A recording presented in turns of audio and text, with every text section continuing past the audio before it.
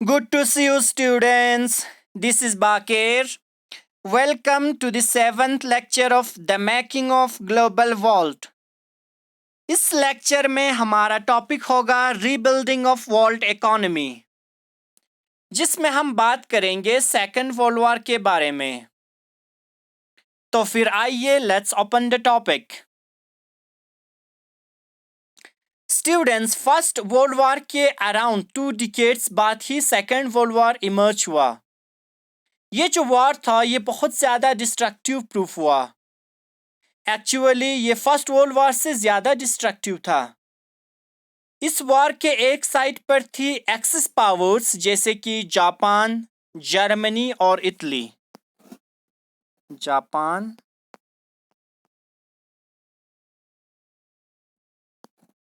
Germany, Italy.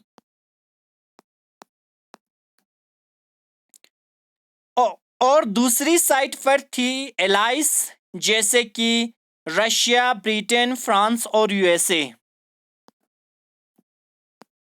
Russia, Britain, France, USA.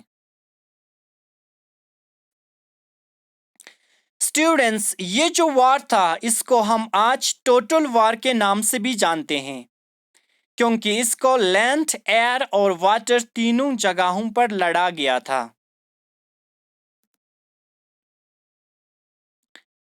इस war में बहुत ज़्यादा डिस्ट्रक्शन कॉज हुई। बहुत सारे बड़े बड़े सिटीज वैनिश हो गए।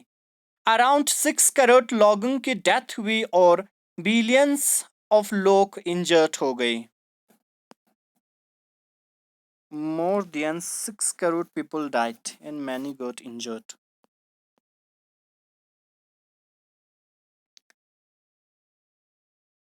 स्टूडेंट्स, इस वॉर की वजह से ट्रेड, एग्रीकल्चर और कॉमर्स पर बहुत एडवाइस इफेक्ट आया। और ये वही टाइम था जब यूएस ने जापान के हिरोशिमा और नागासाकी पर एटॉम बॉम्बिंग किया।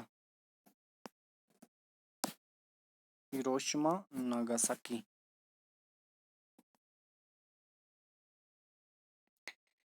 स्टूडेंट्स, वहां पर इसकी वजह से लाखों लोगों की डेथ हो गई और बहुत सारे लोगों की बॉडी पार्ट्स डैमेज होने लगी, जैसे कि lungs, brain, kidney, skins etcetera.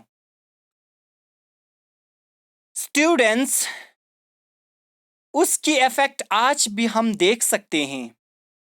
इस वॉर की वजह से लैंड, एयर और वाटर तीनों चीजें कंटेमिनेट हो गई, जैसे कि इकोलॉजी को बहुत ज्यादा डिस्ट्रक्शन कॉज हुई।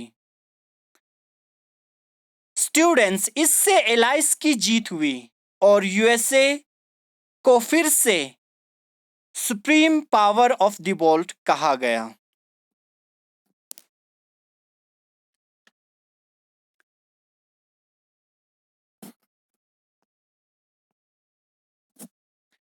स्टूडेंट्स, इन दोनों वार से इकोनॉमिस्ट और पॉलिटिशियन को दो चीजों का पता चला। First, importance of full employment.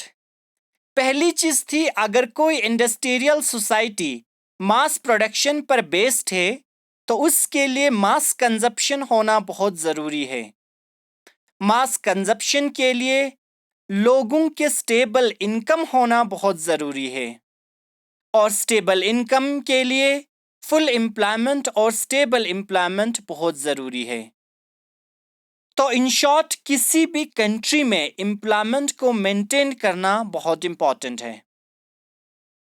Second, importance of intervention of government in markets.